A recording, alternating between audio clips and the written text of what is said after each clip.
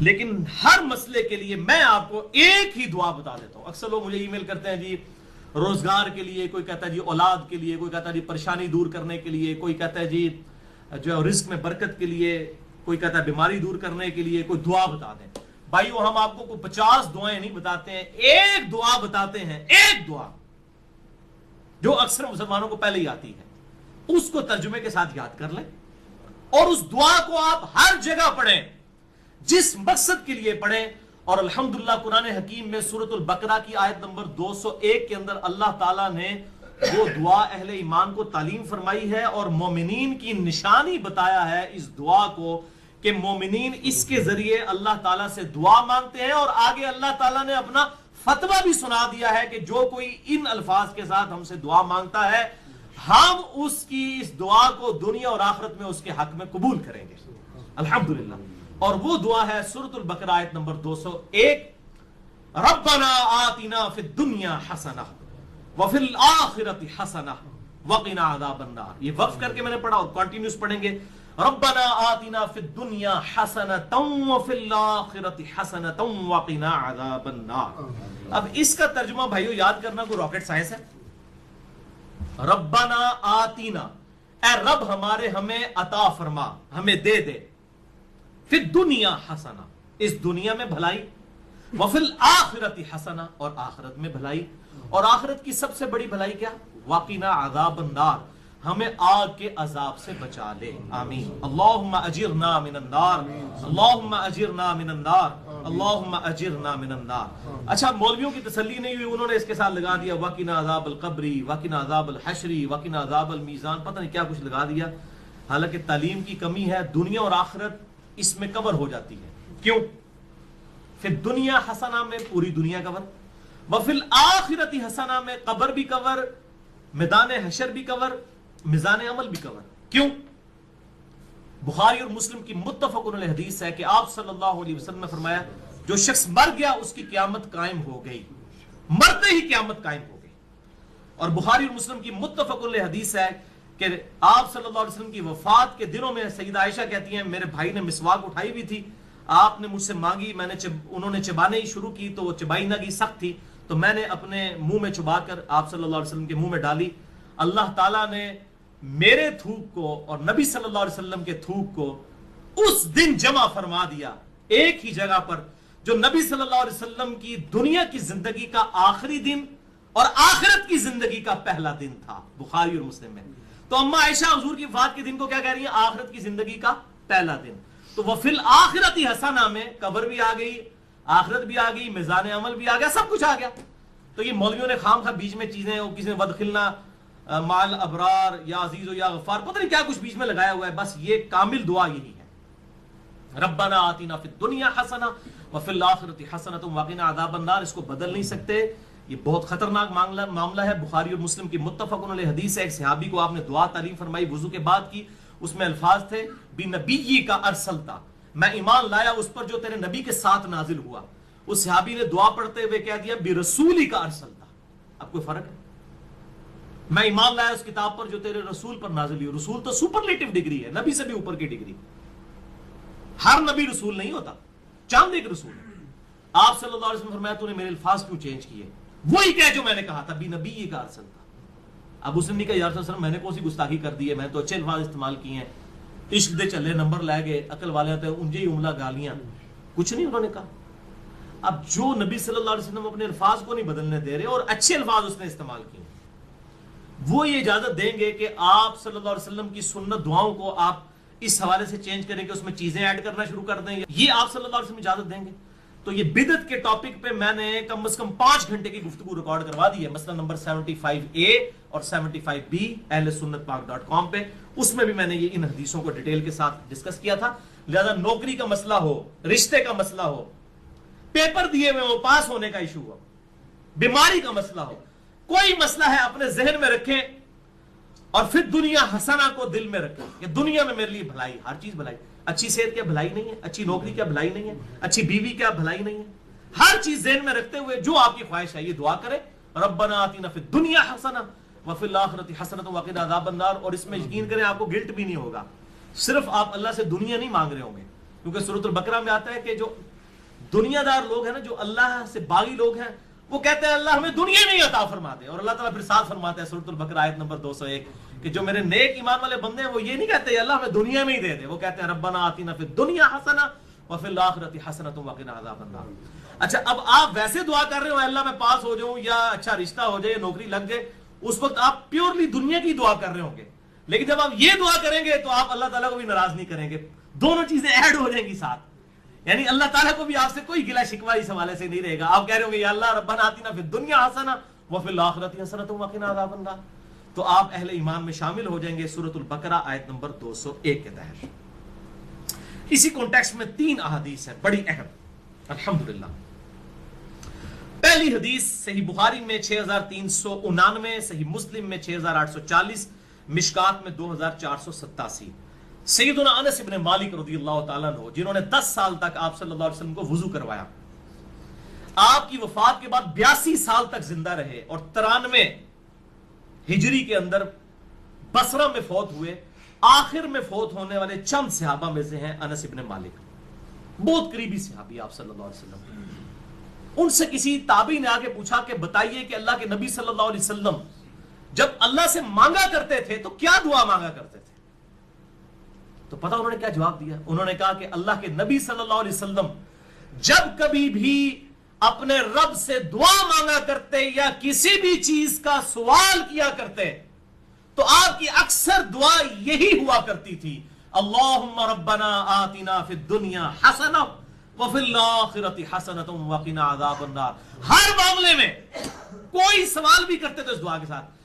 اور بھائی یہ دعا کا ترجمہ یاد کرنا کو مشکل ہے تو کیا ضرورت ہے اردو میں دعائیں کرنے کی؟ میرے بھائی ایک دعا یاد کر لیں، نبی صلی اللہ علیہ وسلم نے تعلیم فرمائی ہے، اللہم ربنا آتنا فی الدنیا حسنہ وفی الآخرۃ حسنۃ وقنا عذاب النار. اور دوسری حدیث تو انتہائی رقت انگیز حدیث ہے جو میں نے مسئلہ تقدیر والے لیکچر مسئلہ نمبر 104 ABC میں بھی بیان کی تھی. صحیح مسلم میں 6835، مشکات میں 2502. یہی انس ابن مالک کہتے ہیں جنہوں نے یہ دعا روایت کی ہے. یہ کہتے ہیں کہ آپ صلی اللہ علیہ وسلم کے زمانے میں آپ کا ایک صحابی بیمار ہو گیا تو آپ اس کی عیادت کے لیے تشریف لے گئے. وہ اتنا کمزور ہو چکا تھا بیماری کی وجہ سے جیسے کہ پرندے کا کوئی بچہ ہوتا ہے چھوٹا سا، ہڈیوں کا ڈھانچہ بن چکا تھا. آپ نے جب اس کی حالت دیکھی آپ کو پتا چل گیا کہ انہیں کو کم پایا. آپ نے فرمایا وہ بتا تو اللہ سے کیا مانگتا رہتا ہے؟ اس نے کہا یا رسول اللہ میں اللہ سے دعا کرتا ہوں اے اللہ جو تو نے مجھے آخرت میں عذاب دینا ہے دنیا کی زندگی میں ہی دے لے. بولے اعوذ باللہ تعالی. آپ فرمایا سبحان اللہ، اللہ پاک ہے. جب آپ حیران ہوتے تو یہ بات کہا کرتے سبحان اللہ. اوے تو اللہ تعالیٰ کا اس دنیا میں عذاب سہ سکتا ہے جو اللہ سے تو نے یہ دعا کی؟ نہ تو دنیا کی زندگی میں اللہ کا عذاب برداشت کر سکتا ہے نہ آخرت کی زندگی میں.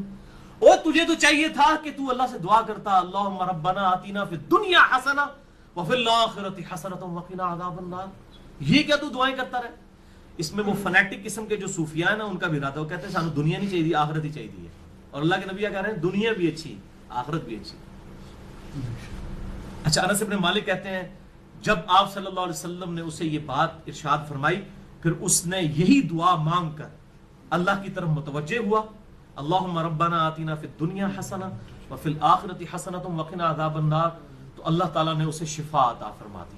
اب اس سے بھی پتہ چلا بیماری کی شفا بھی یہی ہے، اللہم ربنا آتنا فی الدنیا حسنہ وفی الآخرۃ حسنۃ وقنا عذاب النار. آپ میں کہتا ہوں یہ جامع دعا کریں، ساری دعائیں جو ہیں اس کے اندر شامل ہیں. اچھا قرآن میں تو ہے ربنا آتنا فی الدنیا حسنہ اور بخاری مسلم میں ہے اللہم ربنا آتنا فی الدنیا حسنہ. تو اللہم کے ساتھ اے ہمارے اللہ یہ بھی ٹھیک ہے اور صرف ربنا آتنا بھی ٹھیک ہے، بلکہ قرآن حکیم میں سورۃ المائدہ میں حضرت عیسیٰ علیہ السلام کی جو دعا آتی ہے اس میں بھی ہے اللہم ربنا انزل علینا مائدۃ من السماء. تو قرآن میں بھی الفاظ ہیں اللہم ربنا کے. ویسے تو ہمارے لیے بخاری مسلم کے الفاظ ہی کافی تھے، لیکن میں پھر بھی کیڑا نکالنے کے لیے کوئی یہ نہ کہ جی قرآن میں تو صرف ربنا آیا آپ اللہم کیوں لگا رہے ہیں. تو اللہ تعالیٰ نے بھی یہ دعا حضرت عیسیٰ علیہ السلام کی نقل کی ہے اللہم ربنا آتنا فی الدنیا حسنہ. یہ پڑھنا بخاری و مسلم سے ثابت ہوا. اور اللہم ربنا انزل علینا مائدۃ من السماء سورۃ المائدہ کے آخری رکوع میں حضرت عیسیٰ علیہ السلام کے کانٹیکسٹ میں یہ الحمدللہ اللہم ربنا کے ساتھ یہ آئی ہے.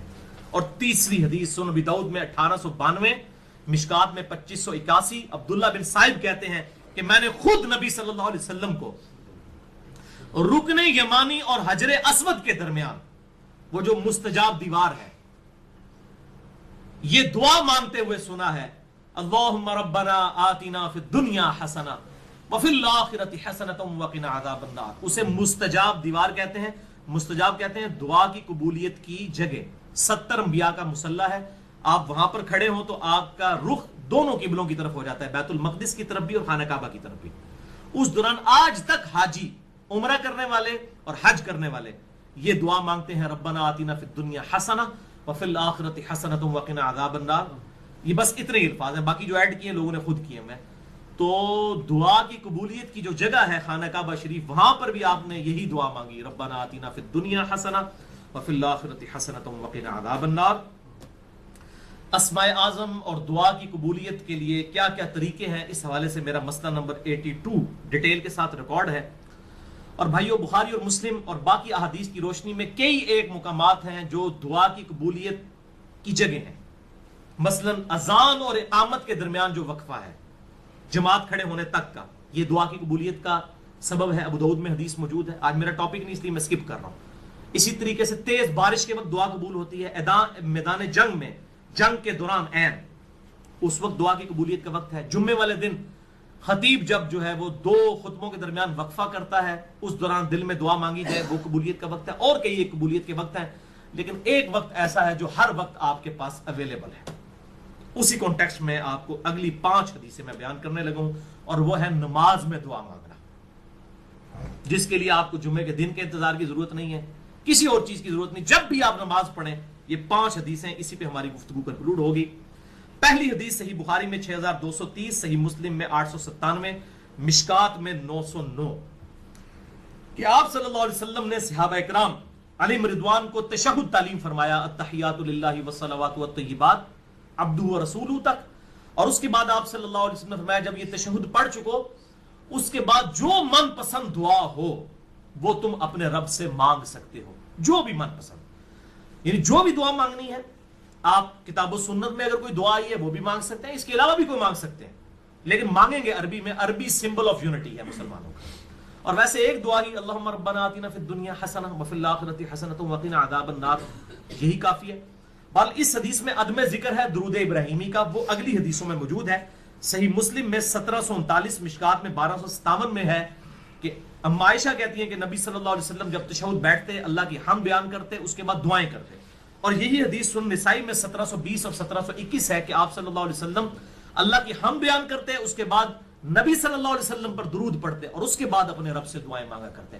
اور یہی ترتیب ہے جو جامع ترمذی میں انٹرنیشنل نمبر کے مطابق 593 نمبر حدیث ہے کہ ایک صحابی تھے، انہوں نے بڑی تیزی سے نماز پڑھی اور اس کے بعد جو ہے وہ بڑی جلدی جلدی دعا مانگنا شروع کی۔ آپ صلی اللہ علیہ وسلم نے انہیں بلا کر نماز کا طریقہ سکھایا، اور دعا مانگنے کا خصوصاً طریقہ اس میں موجود ہے کہ سکھایا، اور آپ صلی اللہ علیہ وسلم نے فرمایا کہ دعا میں جلدی نہ کرو، پہلے اللہ کی حمد بیان کرو، اس کے بعد درود شریف پڑھو، پھر دعا مانگا کرو۔ اتنے میں ایک اور شخص آیا جس نے اللہ کی حمد بیان کی، درود شریف پڑھا، پھر دعا مانگی، تو آپ نے 2 دفعہ فرمایا سل تعطا، سل تعطا، مانگ تجھے دیا جائے گا، مانگ تجھے دیا جائے گا۔ یعنی درود شریف اور اللہ کی حمد، یہ پروٹوکول ہے دعا کی قبولیت کا۔ تو اللہ کی حمد اور درود شریف، اور نماز میں یہی ہوتا ہے، آپ پہلے اللہ کی حمد کرتے ہیں، التحیات للہ والصلوات والطیبات، پھر نبی صلی اللہ علیہ وسلم پر سلام عرض کرتے ہیں، پھر درود شریف پڑھتے ہیں، اینڈ پہ دعائیں مانگتے ہیں آپ جا کے، وہ جتنی بھی دعائیں سنت سے ثابت ہیں۔ اللہم انی اعوذ بک من عذاب جہنم ومن عذاب القبر ومن فتنة المحیا والممات ومن شر فتنة المسیح الدجال، جو بخاری مسلم میں آتی ہے۔ یا اللہم ربنا آتنا فی الدنیا حسنۃ وفی الآخرۃ حسنۃ وقنا عذاب النار، یا رب اجعلنی مقیم الصلاۃ ومن ذریتی ربنا وتقبل دعائی ربنا اغفر لی ولوالدی وللمؤمنین یوم یقوم الحساب۔ یہ صحیح بخاری میں آتا ہے، حضرت ابوبکر صدیق کو آپ نے خصوصاً دعا سکھائی تھی، اللہم انی ظلمت نفسی ظلما کثیرا ولا یغفر الذنوب الا انت فاغفر لی مغفرۃ من عندک وارحمنی انک انت الغفور الرحیم۔ اس قسم کی اور دعائیں بھی ہیں، وہ کوئی بھی آپ مانگیں، اللہم ربنا آتنا فی الدنیا حسنہ وفی الآخرۃ حسنۃ وقنا عذاب النار، یہ تو جامع دعا ہے، یہ آپ تشہد میں مانگیں۔ عورتوں کو تو فضائل سنائے جاتے ہیں کہ جناب خامند کا یہ حق، خامند کا یہ حق، اور خامند مارتا رہے، اس کو کوئی نہیں سمجھاتا کہ یار تجھے بھی تیری بیوی کے بارے میں پوچھا جائے گا۔ As far as human dignity is concerned, مرد و عورت اسلام میں برابر ہے، ہیومن ڈگنیٹی میں، انسانیت کی جو عظمت ہے، اس میں مرد و عورت میں کوئی فرق نہیں ہے. اور اللہ تعالیٰ نے اس چیز کو قرآن حکیم میں بڑا کیٹاگوریکل مینشن کیا اس مرد و عورت کے فرق کے ساتھ. یہ جو آپ کے وہ نکاح کے خطبے میں بھی آیت پڑھی جاتی ہے، سورہ النساء کی پہلی آیت ہے. سورہ النساء کتنی بڑی سورت اور ساری عورتوں کے حقوق کے اوپر. اعوذ باللہ من الشیطان الرجیم، بسم اللہ الرحمن الرحیم. یا ایہا الناس، اے لوگو، اتقوا ربکم الذی خلقکم من نفس واحدہ، اس رب کا تقوی اختیار کرو، اس سے ڈر جاؤ جس نے تمہیں ایک جان سے پیدا کیا تھا. وخلق منہا زوجہا، اور اسی ایک جان سے اس کی بیوی بھی بنائی تھی، یعنی حضرت آدم علیہ السلام کی پسلی سے اماں حوا پیدا ہوئی، یعنی اوریجن تو ایک ہے. وبث منہما رجالا کثیرا ونساء، اور پھر اس میاں بیوی سے کثیر تعداد میں مرد و عورت زمین میں پھیلا دیے. واتقوا اللہ الذی تساءلون بہ والارحام، اس اللہ کا تقوی اختیار کرو کہ جس کے واسطے سے تم ایک دوسرے سے سوال کرتے ہو، اور رحمی رشتوں کا تقدس اس اللہ کی وجہ سے کرتے ہو. الٹیمیٹلی یہ ہوتا ہے نا، جب کوئی جھگڑا ہو تو کہتے ہیں یار خدا واسطے معاف کرتے. تو اللہ فرما رہا ہے جس اللہ کا نام لے کے اپنے مسئلوں کو الٹیمیٹلی سالو کرواتے ہو نا، اس سے ڈرو بھی. ان اللہ کان علیکم رقیبا، بے شک اللہ تعالیٰ تمہیں دیکھ رہا ہے جو کچھ تم اعمال کر رہے ہو. تو ہیومن ڈگنیٹی میں سب برابر ہے. پھر سورہ الحجرات میں بھی آیا نا کہ اللہ تعالیٰ نے تمہیں قبیلوں میں، خاندانوں میں اس لیے بانٹا ہے تاکہ تمہاری پہچان ہو. ان اکرمکم عند اللہ اتقاکم، اللہ کے نزدیک وہی عزت والا ہے جو تقوی والا ہے.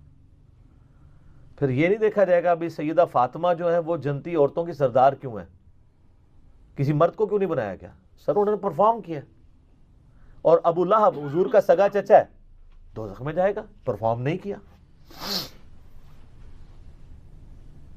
پرفارم کرے گا تو اس کو بینیفٹ ملے گا. تو ہیومن ڈگنیٹی میں یہ چیز یاد رکھیے گا. اور آپ علیہ السلام کا آخری خطبہ جو اکثر ہم ٹی وی چینلز پہ بھی دیکھتے ہیں، مسند احمد میں صحیح سند سے حدیث ہے، آپ علیہ السلام نے حجۃ الوداع کے موقع پہ فرمایا تھا، لوگوں اللہ تعالیٰ نے سیدنا آدم علیہ السلام کو مٹی سے پیدا کیا تھا، تم سب اسی آدم کی اولاد ہو. اور آدم مٹی سے پیدا ہوئے تھے، کسی گورے کو کالے پر، کسی کالے کو گورے پر، کسی سرخ کو سیاہ پر، کسی سیاہ کو سرخ پر. کوئی کسی عربی کو اجمی پر، کسی اجمی کو عربی پہ کوئی فضیلت نہیں ہے مگر تقوی کی بنیاد کے اوپر. کوئی یعنی ہیومن ڈگنیٹی میں کوئی فرق نہیں ہے، برابر ہے. البتہ جب مرد و عورت مل کے ایک خاندان کو وجود دیں گے، پھر خاندان ایک ادارہ ہے. ادارے میں ظاہر ہے کہ ایک ادارے کے دو ہیڈ نہیں ہو سکتے،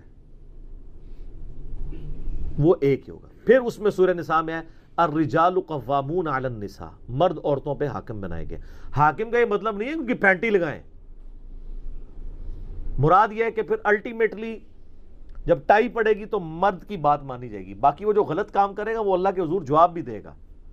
ظاہر ہے پھر اس طرح معاشرے کا نظام نہیں چل سکتا نا جب دو ہوں. کسی بھی آرگنائزیشن کا بھی ایک ہی ہیڈ ہو سکتا ہے، نیچے آپ جتنے مرضی لگا لیں اوپر تو ایک ہی ہوگا نا، یہ نظام چل نہیں سکتا. تو اس کی وجہ سے شاید بعض مردوں کے دماغ کے اندر یہ خمار آ گیا کہ جی وہ عورتوں کی پھینٹی لگانا شروع کر دیں گے. سورہ نساء میں یہ آتا ہے کہ اگر تمہیں اپنی عورتوں کی کچھ باتیں ناپسند ہیں تو ان میں کئی پسندیدہ عادتیں بھی تو ہوں گی. یعنی اتنی سختی کے ساتھ اسلام میں اس چیز کی ترغیب دلائی گی کہ آپ نے عورتوں کی رسپیکٹ کرنی ہے. اور دیکھیں اللہ نے کیسا بندوبست کیا ہے. عورت جب چھوٹی ہوتی ہے تو باپ کی شفقت میں، جوان ہوتی ہے تو خاوند کی محبت میں، اور بڑھاپے کو پہنچتی ہے تو اولاد نے اس کی رسپیکٹ کرنی ہے. بخاری میں حدیث ہے، نبی علیہ السلام سے ایک شخص نے آ کے پوچھا مجھ پہ سب سے زیادہ حق میرا کس کا ہے؟ حسن سلوک کے اعتبار سے سب سے زیادہ میرا حقدار کون حق رکھتا ہے مجھ پہ مخلوقات میں سے؟ تو نبی علیہ السلام نے فرمایا تیری ماں. اس نے پھر پوچھا،